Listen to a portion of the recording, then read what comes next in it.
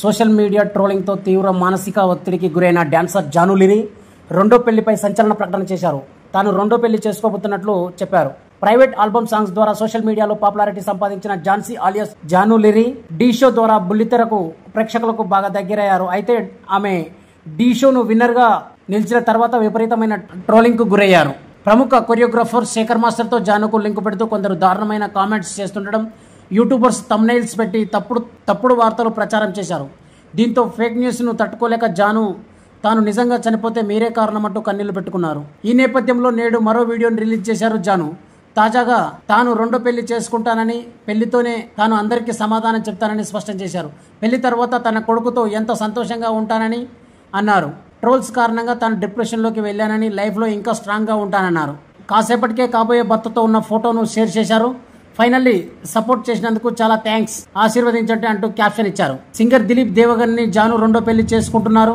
పెళ్లి విషయంపై దిలీప్ కూడా క్లారిటీ ఇచ్చారు. ఈ మేరకు ఓ వీడియోని రిలీజ్ చేశారు. జాను తాను ఇష్టపడ్డామని తప్పు చేయలేదన్నారు సింగర్ దిలీప్.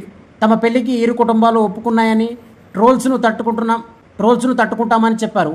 కలిసి జీవించాలని ఆకాంక్షించిన వారు సమర్థించిన వారికి ధన్యవాదాలు తెలిపారు. చిన్న వయసులోనే పెళ్లి చేసుకున్న జానుకు ప్రస్తుతం ఓ కొడుకు ఉన్నాడు. భర్తతో విభేదాలు రావడంతో ఇద్దరు విడిపోయారు. తన కొడుకు కోసం తాను బతికున్నానని, మంచి స్థాయిలో నిలబెట్టాలని జాను చాలా సార్లు చెప్పారు. ప్రస్తుతం ట్రోలింగ్ నేపథ్యంలో రెండో పెళ్లిపై ప్రకటన చేసి అందరినీ ఆశ్చర్యపరిచారు. ఫస్ట్ ఆఫ్ ఆల్ అందరికీ సారీ. నేనైతే నిన్న వీడియో చేసినో